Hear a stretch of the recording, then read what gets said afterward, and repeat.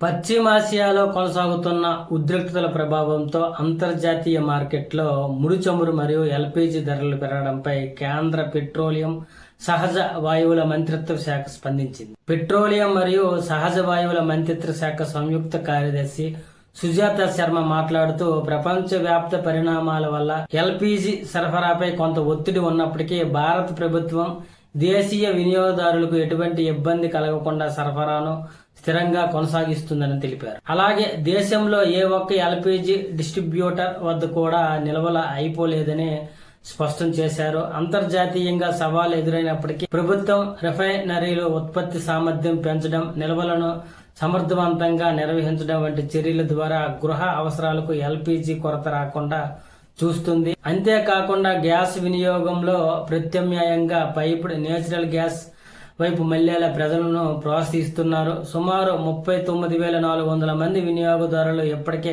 ఎల్పీజీని వదులుకొని పిఎన్జీ కనెక్షన్లు మారడం గమనార్హం. ప్రస్తుతం భారత్ తన ఎల్పీజీ అవసరాలలో ఎక్కువ భాగం పశ్చిమాసియా నుండి దిగుమతి చేసుకుంటుంది.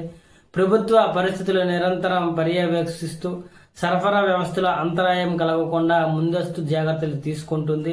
వినియోగదారులు ఎటువంటి ఆందోళన చెందాల్సిన అవసరం లేదని, అవసరమైన పానిక్ బుకింగ్స్ దూరంగా ఉండాలని మంత్రిత్వ శాఖ కోరుతుంది.